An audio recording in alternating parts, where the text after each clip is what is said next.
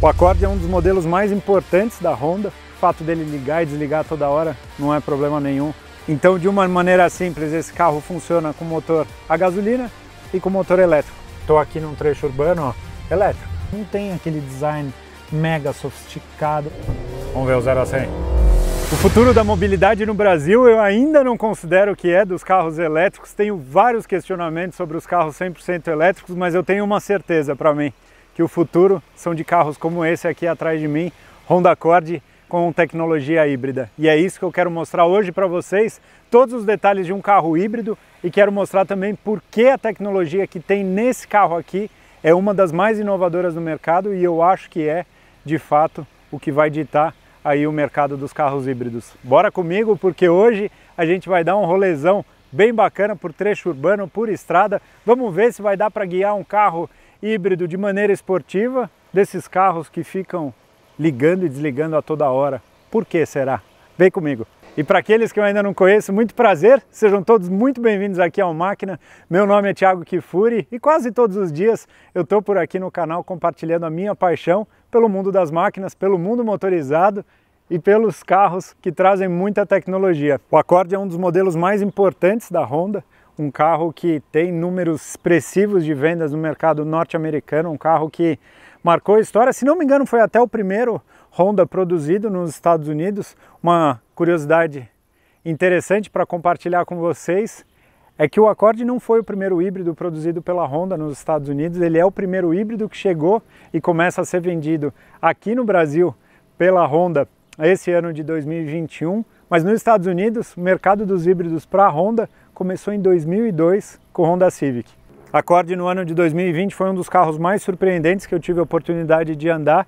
Até então era a motorização vendida aqui no Brasil, que era 2.0 turbo, um carro encantador, com um baita desempenho, que apesar de ter todo esse tamanho de sedã full size, como eles chamam nos Estados Unidos, um sedã grande, maior do que um Honda Civic, ele é um carro muito agradável para dirigir e que agora, na estratégia da Honda aqui no Brasil, é entrar com uma tecnologia chamada eAGV, que eu imagino que seja EDV, High Efficiency Vehicle, veículo de alta eficiência. Pode ser e faria sentido com esse carro, mas é a denominação que a Honda vai trazer aí os seus modelos híbridos para o mercado não só nacional, como para o mercado mundial. O Accord híbrido também já existe nos Estados Unidos, pelo que eu pesquisei, essa daqui seria uma versão EXL do mercado norte-americano, uma versão que tem aí preço acima dos 30 mil dólares lá nos Estados Unidos, em torno de 32 mil dólares, se não me falha a memória. E o carro ligou de novo, eu já vou explicar para vocês. E aqui no Brasil ele é um carro pouquinho acima dos 300 mil reais, um carro que tem uma dura missão no mercado e aqui acaba até sendo um carro mais de nicho, porque é um carro japonês, que nem sempre traz a sofisticação dos carros europeus, mas com outras diversas qualidades, mas um carro que briga muito no mercado dos carros, principalmente alemães e os carros ingleses. E aí entra um ponto que para o mercado brasileiro é muito complicado, porque é um mercado que a aparência importa muito e o status importa muito. Isso não é um problema, é uma característica do mercado, então esse carro sim tem a dura missão de brigar com modelos aí na faixa de 300 mil reais, como o Audi A4, BMW Série 3 e até o Mercedes Classe C, por exemplo. É um carro maior, é um carro que tem diversas outras características, mas é a realidade do mercado que ele encontra aqui no Brasil. E deixa eu começar por essa parte aqui embaixo e obviamente que eu fiz questão de deixar o carro ligado justamente para vocês verem esse trabalho que o carro faz, que ele liga e desliga e ele faz isso toda hora e ele foi desenvolvido para fazer isso, então não achem. E a primeira coisa, para quem não está acostumado com um carro híbrido, é o seguinte: o fato dele ligar e desligar toda hora não é problema nenhum, é uma característica dele também. E quando a gente fala em carro híbrido, eu acho que é importante vocês terem um simples conceito. Carro híbrido é o carro que combina mais de um tipo de fonte de energia para propulsão. Basicamente aqui a gente tem um motor a combustão interna e desse lado aqui, junto com a transmissão, a gente tem todo um sistema elétrico. Então, de uma maneira simples, esse carro funciona com motor a gasolina e com motor elétrico, que combinados trabalham aí junto no dia a dia para trazer características de carro híbrido. Uma suavidade muito grande no funcionamento, um silêncio de rodagem de uma maneira geral muito bom e principalmente economia de combustível e menor índice de poluição. Então esses são os principais benefícios que um dono de um carro híbrido vai ter quando estiver usando ele. Aqui a gente usa, e aí entram algumas coisas interessantes, eu vou tentar falar da maneira mais simples para vocês, o motor 2 litros, que ele é chamado ciclo Atkinson. O que é isso? Ele não é o ciclo Otto tradicional do motor a combustão interna, por um simples motivo. Aqui ele tem um princípio de funcionamento visando eficiência, visando menor perda no funcionamento, que ele faz o quê? E eu vou tentar falar de uma maneira muito simples. Mãe, você tem que entender essa parte, que é o seguinte. No motor ali dentro no cabeçote, a válvula de admissão, ou seja, a válvula que abre para admitir o ar externo, para ter uma queima lá dentro da câmara, ela se mantém aberta no momento da compressão. No momento que o pistão, aquele êmbolo que vem subindo para comprimir aquela mistura de ar combustível, vem lá elevando, a válvula de admissão ainda está um pouco aberta. Isso acontece por quê? Para diminuir um pouco a restrição no movimento do motor e com isso diminuir as perdas que são chamadas as perdas por bombeamento. Basicamente tudo isso para favorecer a eficiência da queima. Você tem uma menor injeção de combustível e uma maior limpeza da câmara de combustão. E aí entra um ponto que é, esses motores normalmente, e por que eles não são utilizados por todos os tipos de carro? Funcionou de novo. E por que eles não são utilizados por todos os tipos de carro? Por um simples motivo, porque eles geram uma potência menor. Eu perco um volume da câmara de combustão, então eu acabo tendo uma queima menos poderosa, uma pressão dentro da câmara de combustão menor, então eles são motores que geram menos pressão. Por exemplo, esse motor, ele produz 145 cavalos, enquanto um 2.0 de um Honda Civic, por exemplo, é na faixa de 160 cavalos. Só que por outro lado, onde esse motor ele perde eficiência nesse torque, nessa baixa potência, entre o motor elétrico. Por isso que a gente tem, por exemplo, o Toyota Corolla utilizando esse mesmo sistema, esse mesmo tipo de ciclo de funcionamento de motor, e tem aqui o caso do Honda Accord. Além disso, e aí entra um ponto que é muito inovador nesse motor, que é o seguinte, esse carro ele tem o motor a combustão interna e tem dois motores elétricos. Um motor elétrico que é responsável por fazer o funcionamento desse motor, só que esse motor, na maioria do uso desse carro, ele vai funcionar apenas como gerador de energia para o motor elétrico. Isso por quê? Porque ele funcionar como gerador de energia para o motor elétrico que produz 184 cavalos é mais eficiente do que esse motor tocar todo o sistema de transmissão no carro. E é por isso que esse carro ele tem uma outra coisa que é para lá de interessante e que traz uma simplicidade na característica do carro, no funcionamento do carro, é que ele não tem a transmissão tradicional com várias marchas. Ele tem apenas uma relação de redução, que ela é utilizada pelo motor elétrico, que é um motor que entrega 32 kg de torque, mas por característica do motor elétrico ele entrega todo esse torque desde o primeiro momento de funcionamento dele, de rotação dele, e nesse caso aqui desse carro, ele tem um sistema de acoplamento, vamos dizer como se fosse uma embreagem, que ela vai acoplar para o uso em estrada. Então onde o motor elétrico não é o mais eficiente, que é o que? Uso constante em estrada, em alta velocidade, entra o motor 100% a combustão. Então não dá nem para dizer que é 145 cavalos daqui com 184, 186 cavalos do motor elétrico. Por quê? Porque o princípio de funcionamento, como eu pude explicar para vocês, é completamente diferente e obviamente que eu quero mostrar isso na prática, mas antes quero que vocês vejam o espaço interno traseiro. Até fiz questão de deixar a cadeirinha da minha filha para vocês verem o tanto de espaço de perna que sobra. É muito bom, muito confortável. Pra vocês terem ideia, esse banco está regulado para a minha posição, eu tenho 1,80 m de altura. Se eu sento aqui, olha o tanto de espaço que ainda sobra para o banco dianteiro. Outra coisa, espaço para a cabeça, aqui de uma maneira geral, até que tranquilo para a posição que a gente senta normalmente. Um carro que traz bastante conforto mesmo aqui na parte de trás, mas a parte mais legal que eu acho do Accord é aqui na frente. Aqui na frente ele tem bem a cara dos produtos da Honda que eu pude mostrar recentemente para vocês, como por exemplo o novo Honda City, que eu até comentei, eu falei, nossa, eu acho que o novo Honda City está com o mesmo volante do Accord.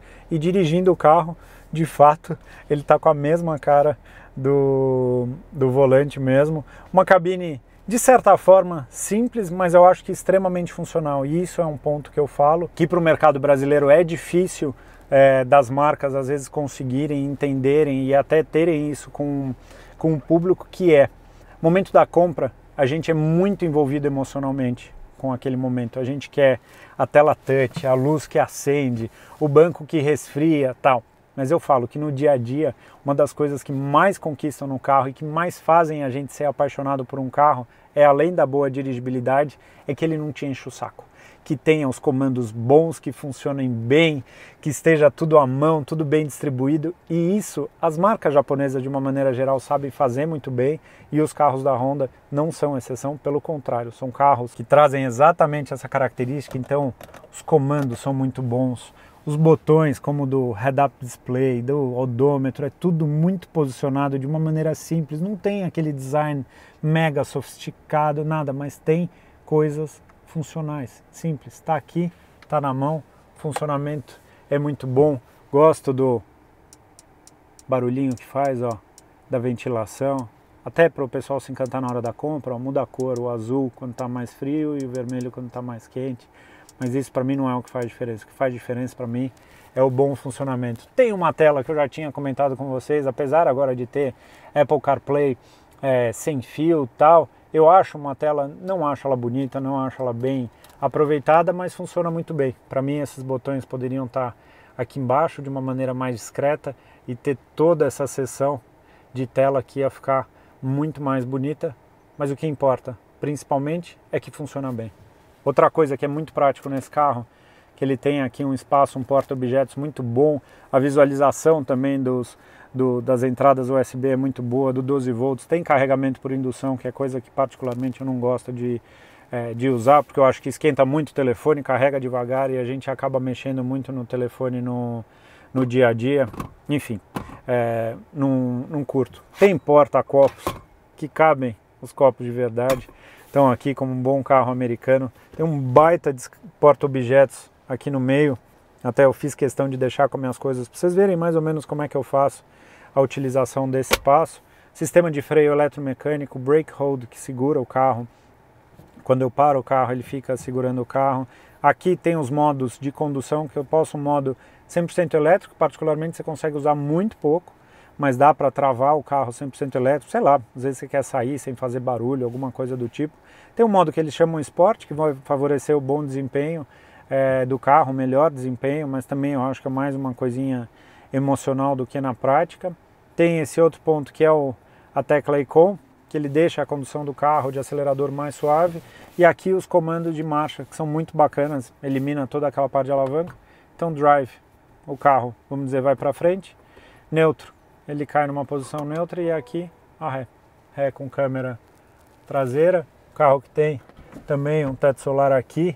Olha a simplicidade desses botões, mas olha a clareza disso no dia a dia. É isso que importa, é isso que vale no fundo, no fundo. Aqui no painel ele tem essa seção esquerda toda customizável.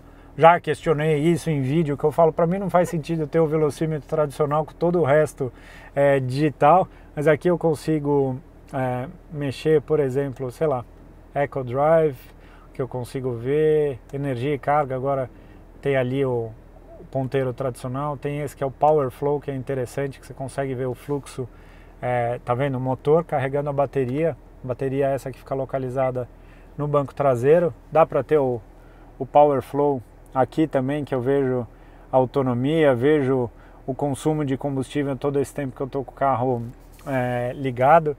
A Honda declara que esse carro faz em torno de 17 km com litro. Eu tenho feito aí uns 15 mais ou menos andando nos trechos urbanos. Normalmente os carros híbridos eles tendem a ser mais econômicos na cidade, porque é um momento que a gente usa mais o modo elétrico do carro, ou seja, é o momento que a gente usa mais o modo que gera a economia principalmente de combustível. Mas esse carro, a diferença é muito pequena entre consumo urbano e o consumo rodoviário. Os dois declarados ficam nessa faixa de 17. Quero medir com vocês agora a parte de aceleração e vamos sair para dar um rolê, que eu quero mostrar para vocês como é que é toda essa tecnologia com o carro em movimento. Bora comigo, vai!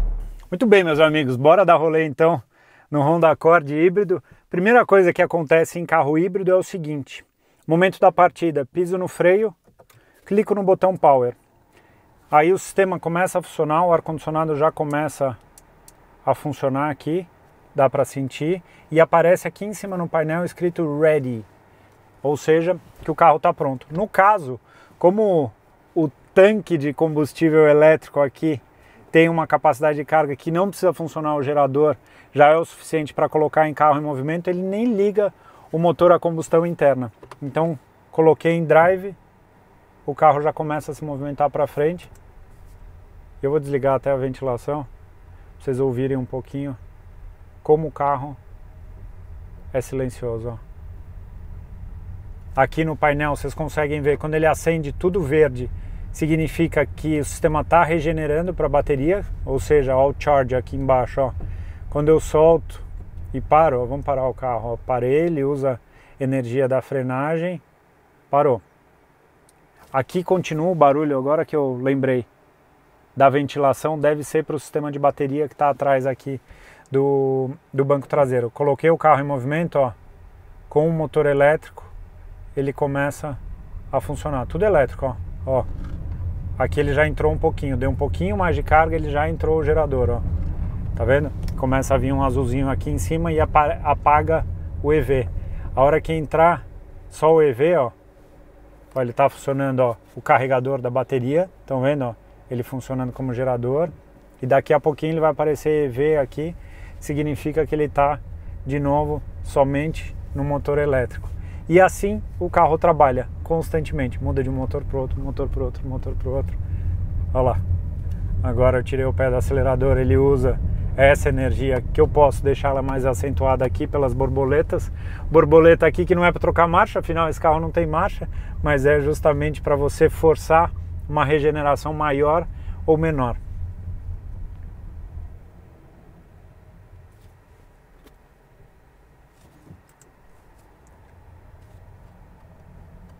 Então aqui o sistema funcionando tudo a bateria, e aí quando é legal, quando está no sistema elétrico, ele fica super silencioso, e aí eu falo que o carro ele tem que ser bom em diversas outras coisas. Dei um pouquinho mais de carga, o motor como um gerador já vem funcionando o carro, ó.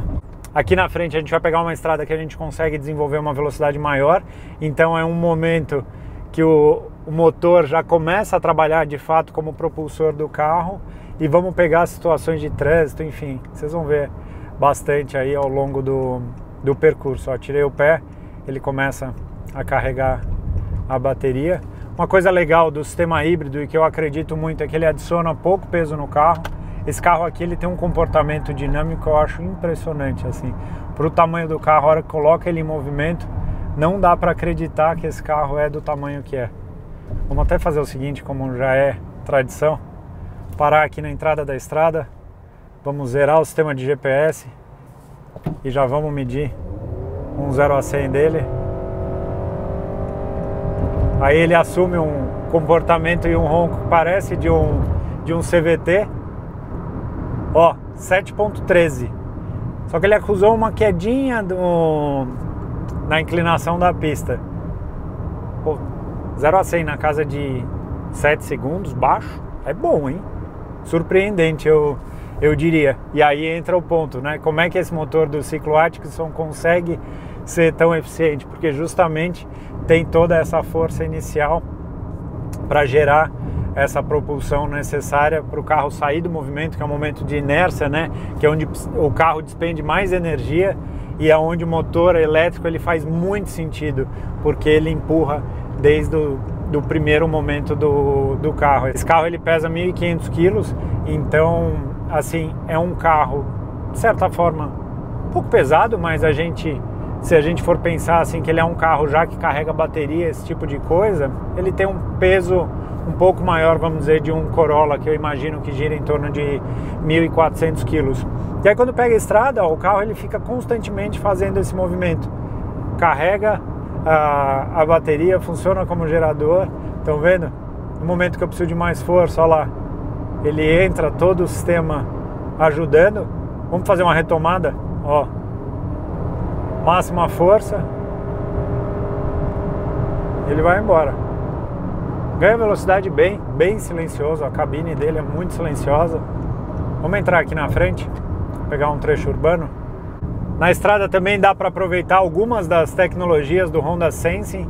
Então ele tem o piloto automático com controle de distância, e esse carro aqui ele tem uma coisa legal, porque ele tem leitura de faixa e ele intervém no sistema. Então se eu soltar o volante, vamos ver se ele vai corrigir. Ó, ele avisou que eu estou saindo da faixa, vamos ver se ele vai manter na faixa. Agora ele está mantendo, ó, ele que está curviando. Estão vendo aqui? Olha que legal.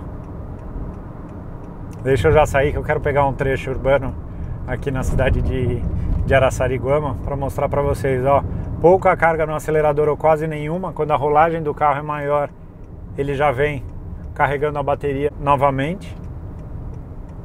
Estão vendo? É bem legal. E aí vocês podem me perguntar, mas TK, primeiro, por que o plug-in hybrid não faz mais sentido, não é uma tecnologia mais rápida? O plug-in hybrid eu adoro, é uma tecnologia que tem, por exemplo, nos carros da Volvo, a Mini também tem, a BMW também tem essa tecnologia disponível aqui no nosso mercado, que é o quê? É o carro híbrido, só que você tem a possibilidade de carregar e andar em torno de 50, 60 km, 70 km com ele 100% elétrico, diferente daqui. Só que, o que acontece com o plug-in hybrid? Ele é um carro mais caro e ele é um carro que precisa de mais bateria. É um carro que adiciona peso. Adicionar peso num carro talvez seja um dos maiores problemas que as marcas têm, porque peso a mais, você precisa de mais pneu, você precisa de mais freio, você precisa de mais roda para caber aquele freio. Então, é um sistema que ele não é tão simples assim. Estou aqui num trecho urbano, ó, elétrico, funcionando. Estão vendo? Está 100% EV. Então 100% funcionando o motor elétrico. Uma característica assim que eu falo de que os carros têm que ser muito bons, os carros elétricos, é porque eles ficam muito mais silenciosos. Então outros barulhos começam a se tornar mais evidentes. E falando do carro 100% elétrico, por que eu não acredito ainda no Brasil na tecnologia do carro 100% elétrico? Eu já tive a oportunidade de fazer vários vídeos aqui no canal.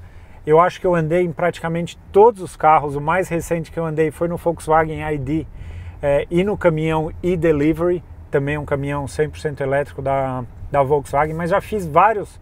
E um dos vídeos que eu fiz, inclusive, é um manual com o dia a dia no carro elétrico, que eu pude mostrar para vocês como é que é ter um carro elétrico no dia a dia, no caso São Paulo, que é a maior cidade aqui do Brasil e eu acho que da América Latina. Mas enfim, o que acontece? O carro elétrico, primeiro, ele é uma delícia de andar.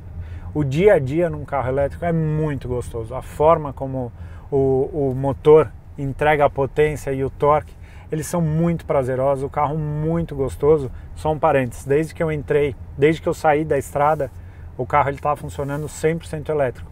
Então vocês veem que eu estou em um trecho urbano. E por que ele é tão econômico em trecho urbano? Justamente por isso, eu ando em baixa velocidade e aí vem tudo no motor elétrico. O que acontece? Eu acho que o carro elétrico ele entra com algumas questões. Primeiro, o carro elétrico que eu mais gostei, um dos que eu mais gostei, foi o BMW i3. E o BMW i3 ele é um carro que tem pouca potência, se comparado a outros carros, como eu mostrei recentemente, modelos da linha e-tron da Audi, carros aí com 700 cavalos, que eu acho que é o e-tron GT, né? Então, assim, o que acontece? O carro elétrico, ele entra em diversas questões, como, por exemplo, questão de estrutura, que é uma coisa que eu falo. Você tem um carro elétrico, você tem que ter um carregador em casa. Aquele carregador trifásico, aquele carregador que carrega rápido. Aquelas tomadinhas que normalmente vêm com aqueles transformadores que a maioria dos carros tem, são carregadores que demoram muito. Mesmo quando você usa o 220, ele é muito demorado para carregar o carro. Depois entra um outro ponto que é o seguinte, questão de autonomia, né? Os carros 100% elétricos, você fica limitado à capacidade de carga. Ó, só uma ultrapassagem, ó, o carro acende super rápido. Você ouve bastante o motor trabalhando para recarregar as baterias em momentos que eu não sei exatamente entregar a potência, mas o que dá para ver é que ele tem essa reação. A hora que encosta o pé, o carro ele entrega uma resposta imediata que é muito característica de carro com mecânica elétrica. Essa coisa de apoiar o pé e de fato você sentir uma reação no carro. Eu adoro dirigir o Accord, é muito bom de andar, pessoal. É um carro muito surpreendente, vou falar. Eu olho com bons olhos como meu próximo carro, um Accord, mas o híbrido para mim já foge de preço. Eu acho que já entra numa faixa que eu escolheria uma 320 M Sport. Mas eu acho um carro muito prazeroso. Falando em prazer, vamos fazer mais uma puxadinha? Vamos ver o 0 a 100. É boa essa força que ele entrega, dá para sentir bem. Vamos ver. E aí? 7.8. Então podemos considerar 7.8 de 0 a 100. Bem bom mesmo. As coisas. Trator no meio da estrada, só um parênteses, tinha ali, sem uma sinalização. Nenhuma. Um outro caminhão parado aqui na contramão, como se não houvesse amanhã. Perigo, né? Então a questão da autonomia é de fato um problema. Por quê? Para onde você for, você vai depender de uma estação de recarga. Então eu falo para a pessoa, beleza, você quer ter um SUV 100% elétrico? Ok, na tua casa de praia você vai ter que ter um carregador trifásico, na tua casa de campo você vai ter que ter um carregador. Por quê? Porque senão você vai chegar na sexta-feira para curtir teu final de semana e você vai ficar até domingo com o carro engatado na tomada lá carregando. Não faz sentido para mim. Depender de recarga pública é uma coisa que a gente faz por conveniência. Então você tem um carro elétrico, você vai no shopping, beleza, tem lá a estação de recarga. Você usa? Usa. Mas aquilo ali é o que você vai usar no teu dia a dia? Não. Por quê? Porque você não vai todo dia no shopping, né? Entra um outro ponto. As estações de recarga rápida e em estrada funcionam? Funcionam, desde que você chegue lá, ninguém esteja usando e desde que você esteja disposto a, ou mudar a sua rota, ou 2, ficar esperando por um bom tempo. Vocês vão falar, mas é 40 minutos. Sim, é 40 minutos. Você vai ter que fazer uma parada que não necessariamente vai ser onde você gostaria e que você vai ter que ficar esperando. Então, sim, ainda tem inconvenientes. Tem gente que gosta de dar o exemplo e fala, pô, mas viajar de Tesla nos Estados Unidos é super prático, tal. Não é. Porque a partir do momento que você tem que mudar a tua rota para ir para uma estação de recarga, por mais rápida que seja, você já teve que mudar a tua rota. Entendeu?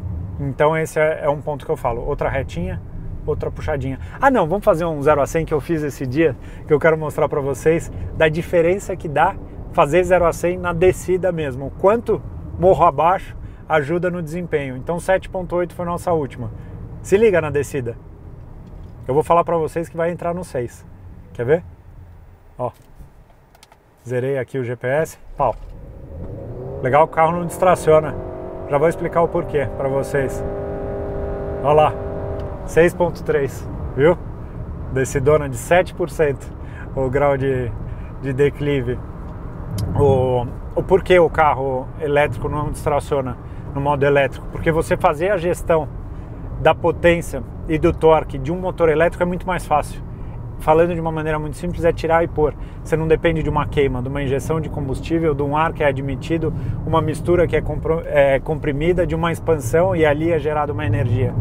Tudo aquilo ali demora muito para acontecer, se comparado à velocidade do motor elétrico. Então, é por isso que vejam também um vídeo que eu vou deixar como sugerido no canal, que é o dia que eu vim andar de BMW i3 nessa estrada com chuva, que é do tipo, dá para andar de maneira esportiva e eu consigo mostrar para vocês que dá.